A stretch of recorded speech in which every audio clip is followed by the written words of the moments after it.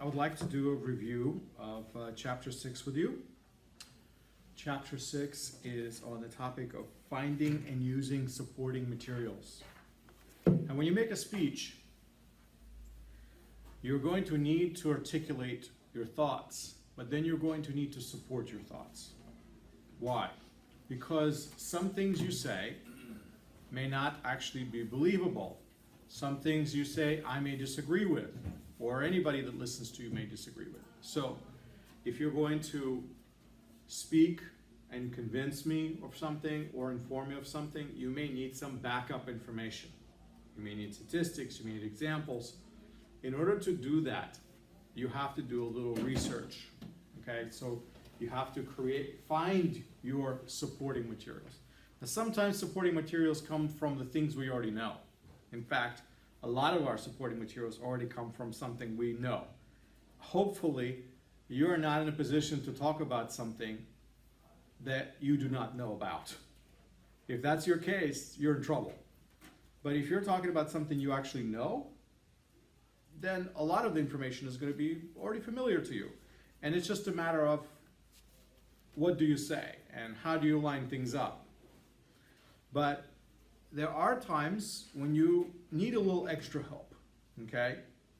So you will have to find the information that you don't know or don't have, and you have to arrange that information in just the proper way, and you have to choose the right kind of information for the kind of speech that you're going to have, okay? The more complicated your speech, the more difficult is your task, the more complicated your research is going to be, and the harder it is for you going to be to decide what to include, what to exclude, what to say, what not to say. Now, this particular chapter is focusing on how to assemble these materials and how to sort through them and how to choose the best ones for the type of speech that you're going to be making. All right. So one of the first things that you have to do in preparing for a speech, let's say you already have your idea, you have your central idea, you kind of have your outline, you already worked out through some of the things that you're going to say, but you really feel like I need some more power behind my speech. You have to ask yourself questions. What sort of support does my speech require?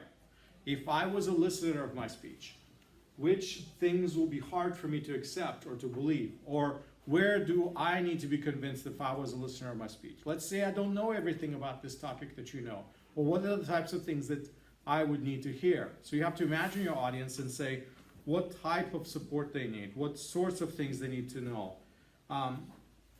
If I don't know certain things, that maybe you just need to educate me on those things. And that would be a good, supporting material, is just simply educating me. Say, you know what?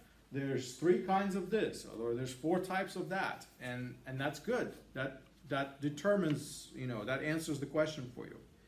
And then after you say, all right, this is the type of supporting material that I need for a speech, the next question to ask is, what is the most effective supporting material for your speech? Because you can come up with supporting material that's actually not effective at all. It's material, but it's not good. And it is supportive, but not supportive enough. Or maybe your audience just gets bored out of their mind and fall asleep while you're speaking. Why? Because you're not thinking about them. Because you're thinking about just getting through your speech, getting stuff out, getting information out. So it's not just what you use, it's how you use it, and what particular types of supporting materials you're going to use. So the authors give us an example of a supporting material that I think I've tried to make all of you use in your speech, and some of you actually try to use it, okay? And that's an example. When you're saying something, I say, okay, give me an example. And some of you would give me an example, and that helps you illustrate what it is that you're trying to say. Another supporting material is a testimony.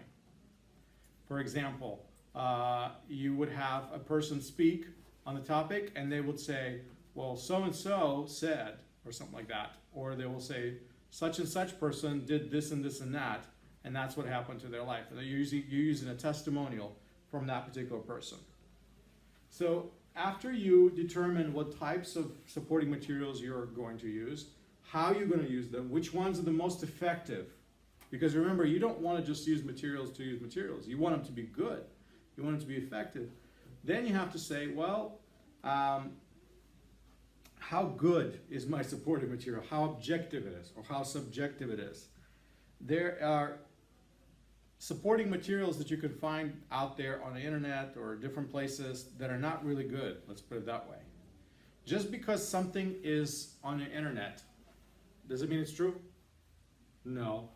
Just because something is printed in a book, doesn't mean it's true.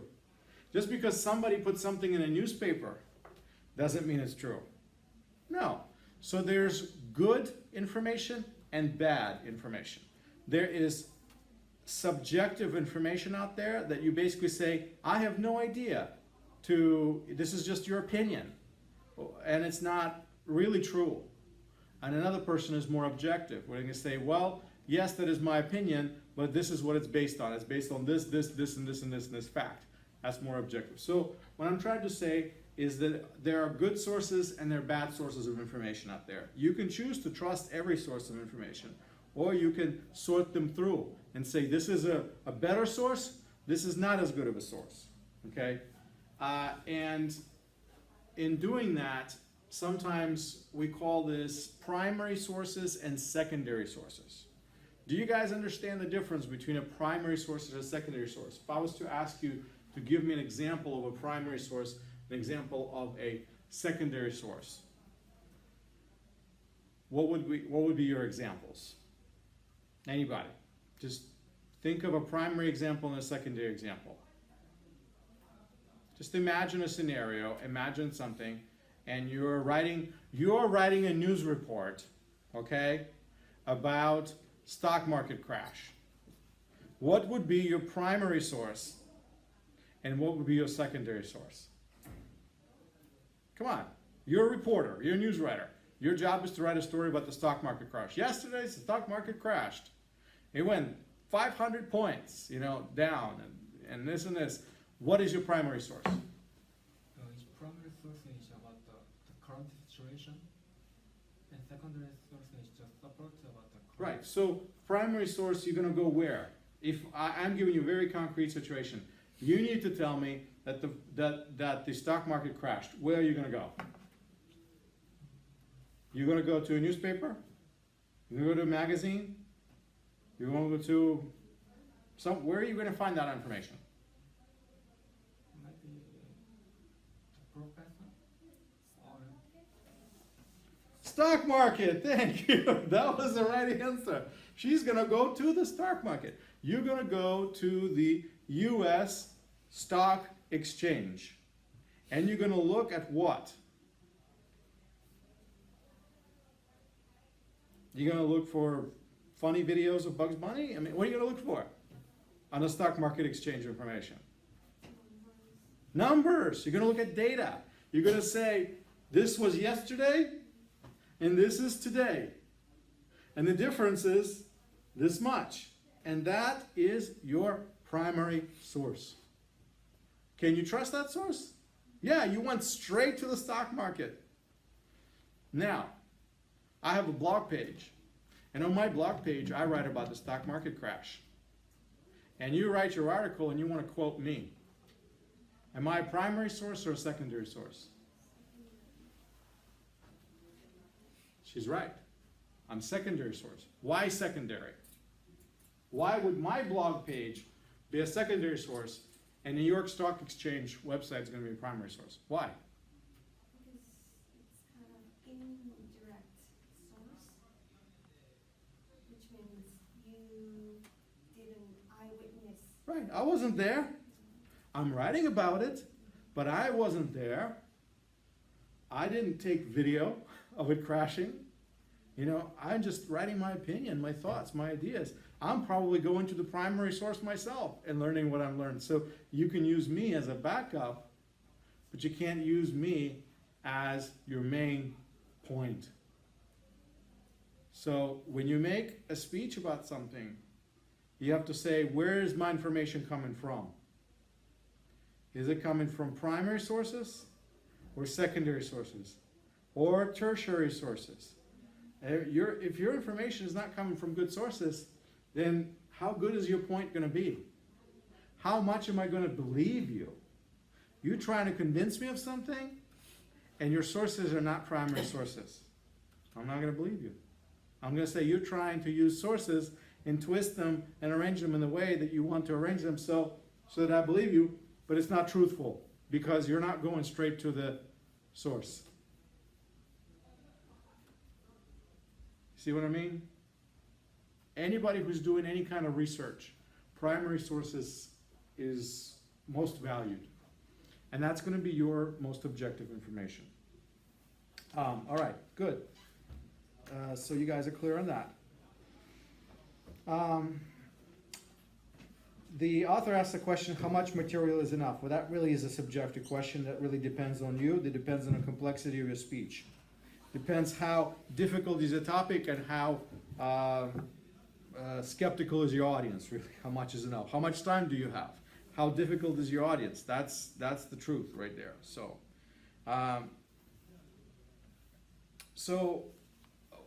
if I gave you an assignment right now to research something and to write a speech, and I said, all right, I need this in 15 minutes. Obviously, or I say, you have half an hour, or you have 1 day, whatever. Time is irrelevant. But let's say you have short time to research something. How would you go about researching it? Anything. My guess is you're going to go to the internet, right? While you're sitting here with laptops. Okay? You're going to go to the internet. So when you go to the internet, where would you go to search? Just give me your favorites. Google, right? You're going to Google it. You're going to Google it. Anybody else? He's going to go to Wikipedia. See, that is a smart man. Anybody else? Anywhere else you're going to go? My friend's note. Your what? My friend's note taking. Okay, your friend's note taking? See, that's not very good because how do you know that they're actually going to have notes on what I ask you to research? I'm asking you to write an article or research a topic. They may not have that information. So yeah, you go to Google, that's a good place. You go to Wikipedia, that's a good place. So there's lots of sources online that you could go to. Are they all the same? Are they all equal? Does anyone ever uses Bing? Anybody ever uses Yahoo? Good. So all right, good. We got some Yahoo users. That's good. Not just we're not only Google people, right? Okay. All right. Let's say I ask you to prepare a speech on West Nile virus and how it's being spread. So how would you find that information? So you're going to go to Google, you're going to go to Yahoo, you're going to go to Wikipedia, you're going to go to those places. Now tell me this.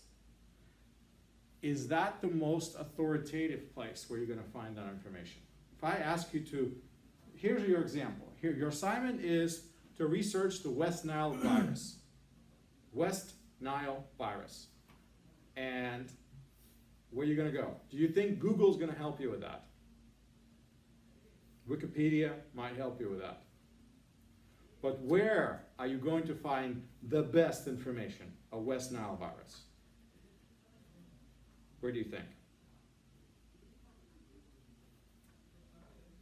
Google or Yahoo or Wikipedia? Or another place? Give me a suggestion, anything. I'll take anything. And it's not your friend's notes. Okay? Google. He says Google. So Google is the most popular one, but guess what? Google is a commercial enterprise. And the most information they're going to come up on Google that's first is going to be people who paid money to be first. So you're going to go be sorting through a bunch of stuff that people paid to put at the top of the page. It may not actually be even relevant to what you're searching for, but it's just there because they paid money to be first. That's what you're going to see. Because Google is a business. Yeah. They're not a librarian. They're not somebody who's interested in helping you. They're just, they want to push certain articles to the forward. And that's what you're going to see. Now, would any of you care to go to a library or something like that? Maybe read a book? West Nile virus? Maybe too new to be a book or something like that. Well, actually it's not. It's been around for a while. But, so you may not find a book on that. But you may find some journal articles on West Nile virus. If it's a virus and it's a medical community is reacting to it, then I bet you there's some doctors who've written articles about it. And who is going to be better about West Nile virus? A doctor or Google or some article or some website that talks about it, or YouTube video? Probably a doctor who writes an article about West Nile virus is going to be better on it, right? At least you know you can trust the information you find from them versus some YouTuber that put together a YouTube video. Because where did they get their information? You have no idea where they got the information. You have no idea they even know what they're talking about. They just might be goofing off. And that's it. Making it up as they go along. So how do you know if you're getting good information or bad information? Do you know where I would go if I wanted to find out about West Nile virus?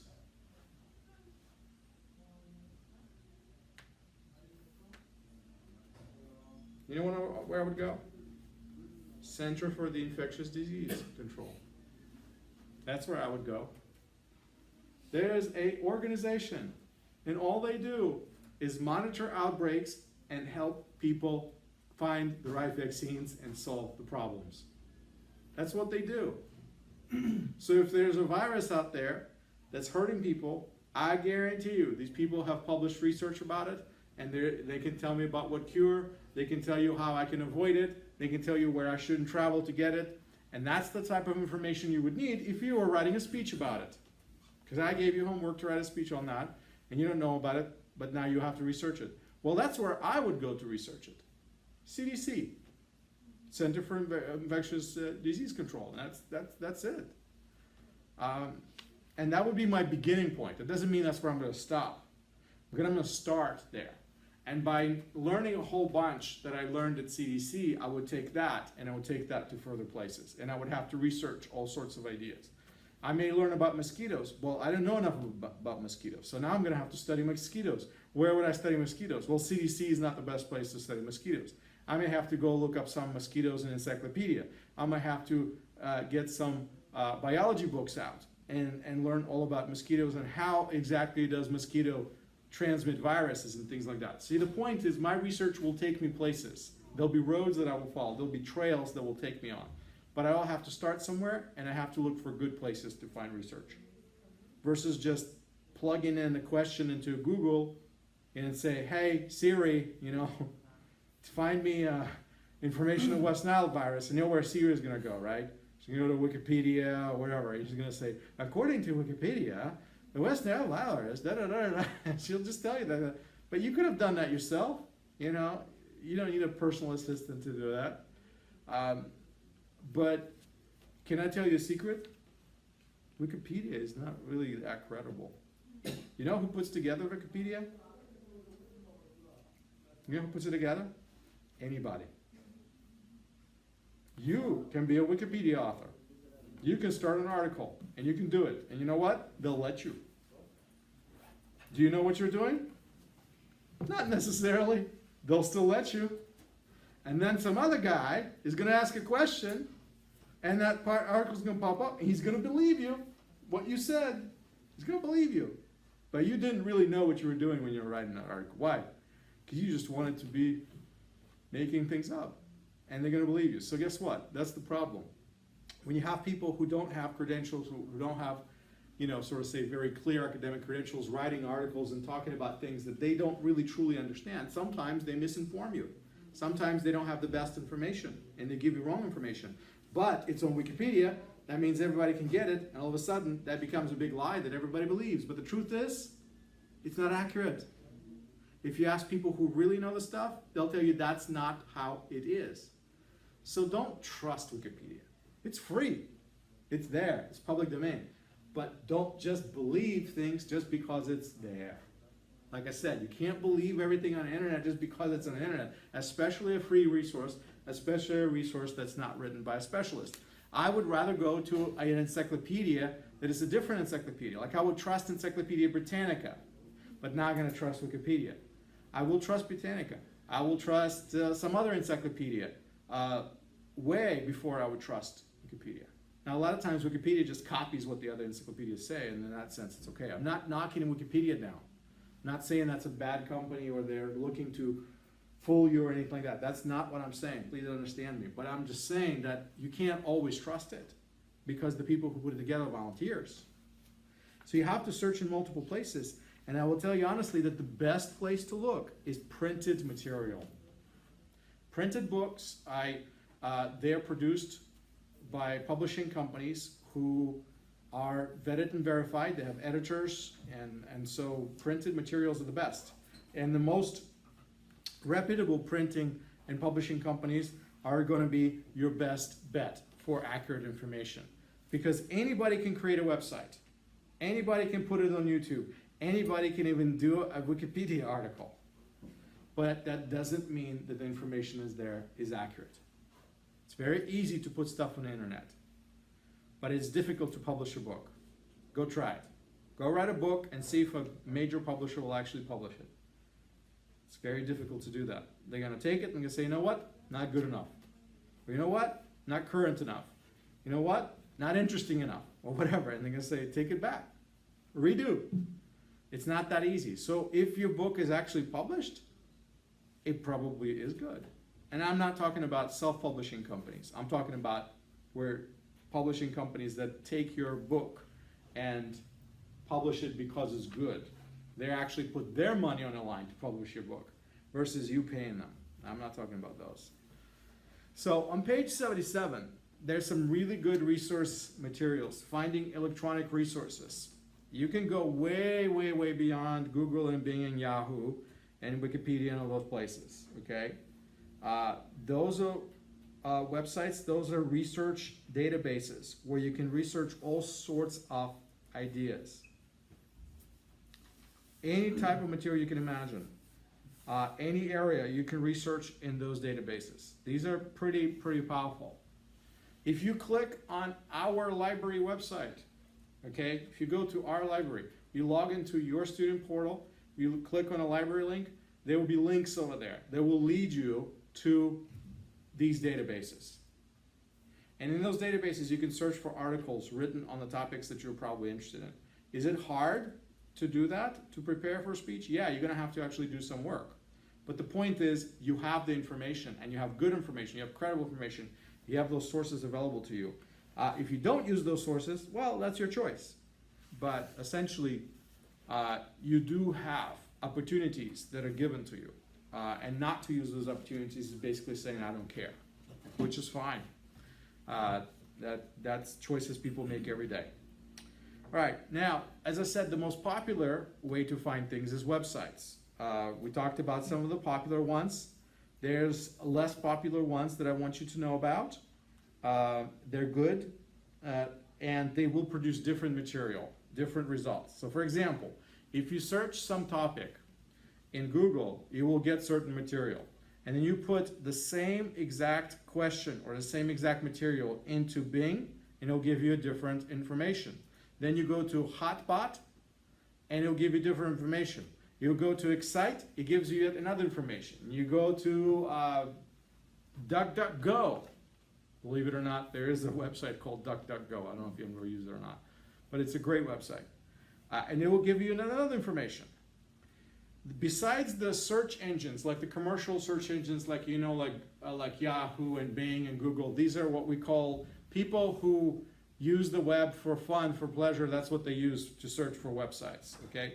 There's another category of search engines called meta-crawlers, okay? And these search engines search through the internet and they index web pages in a different way, not in the same exact way that the traditional search engines that you know about do that. There's a number of those meta-crawlers.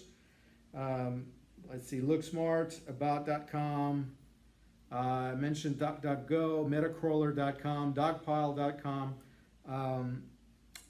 Let's see, yeah, so there's several examples that are given to you on page 78 and 79. Now, how different is Metacrawler from a regular web search? Just for fun, one of these days, compare. You're going to be searching whatever topic you're searching for, just a learning process. Go put it in Google, go put it in Yahoo, go put it in Bing, and then go put it in Ask.com, and go put it in InfoSpace, and put it in another one. And at least you have several to compare, and see how different The pages that come up are gonna be different, the information that comes up is gonna be different, it's gonna be a different quality, and you'd be surprised how much more you might actually learn from meta crawlers and search engines which are not as popular as Google or Yahoo or anything like that. But they're just as good, or sometimes actually even better. So you can use those. Then there's directories. Directories are connections of links. They're virtual libraries. Universities a lot of times maintain libraries, entire digital libraries of books and articles and magazines that are on the web that you can actually search. I use digital libraries all the time in my personal research, constantly. I can't afford to buy all those books. So for me to log into a digital library of some university and to be able to search through some topics, it's great, because that's something I would never be able to do in a regular library or certainly not at home. So, because I don't have all those books. So there are more traditional sources, general reference sources. There's all sorts of atlases, handbooks, dictionaries, encyclopedias. There's a ton of them. I can walk you to our library and you can find them on the bookshelf, okay?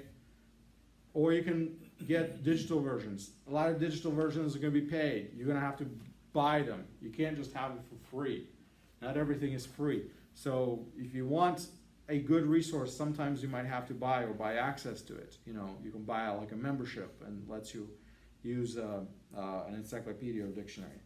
But then of course there's newspapers, there's magazines, there's journals, there's all sorts of printed media that out there that you can also use for your research. They're government publications, they're government websites that study different things, that research economic data or census data or immigration data. Whatever you want to research, there's a high likelihood that there are some government agencies and websites that have researched it and they have statistics.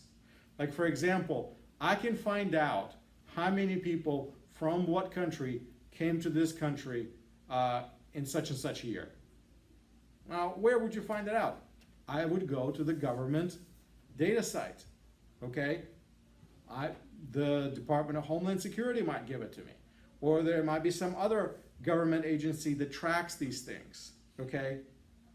I can find out how many people in the year 2015 had higher education in the United States. I know exactly how many because the census data will give me that information.